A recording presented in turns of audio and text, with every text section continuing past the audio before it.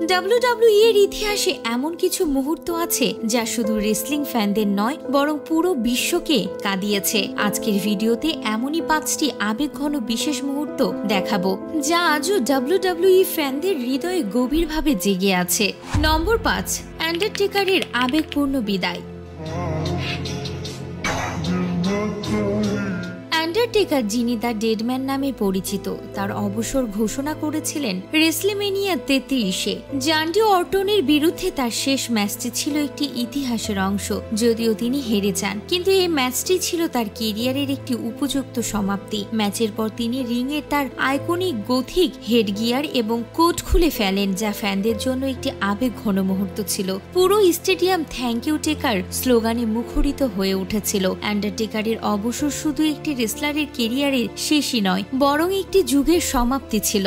নম্বর 4, শন মাইকেলসের কাছে রিক ফ্লেয়ারের হার।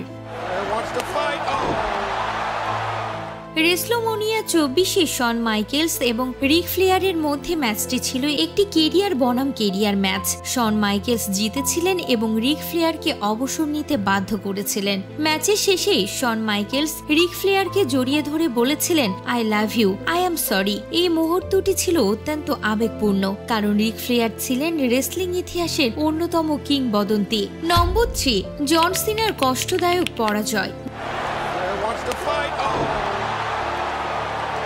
জন সিনা এবং রোমান রেইন্সের মধ্যে ম্যাচটি ছিল একটি মেগা ইভেন্ট। সিনা, যিনি কয়েক বছর পর রিংয়ে ফিরে এসেছিলেন, তিনি রোমান রেইন্সের কাছে হেরে যান। ম্যাচের পর সিনা রিং ছাড়ার সময় ফ্যানরা থ্যাংক ইউ সিনা স্লোগান দিতে থাকে। এই মুহূর্তটি ছিল সিনার কেরিয়ারের একটি সম্ভাব্য সমাপ্তির ইঙ্গিত, যা ফ্যানদের আবেগে ভাসিয়ে দিয়েছিল।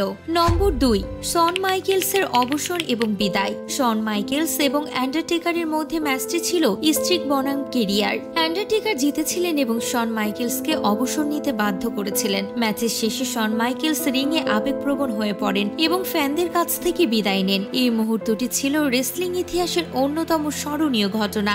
নম্বর 1, স্ম্যাকডাউনের সেপ্টেম্বর 11। সেপ্টেম্বর 11 হামলার পর WWE প্রথম লাইভ ইভেন্ট আয়োজন করেছিল। এই শোটি ছিল একটি ট্রিবিউ এবং একজোট হওয়ার বার্তা।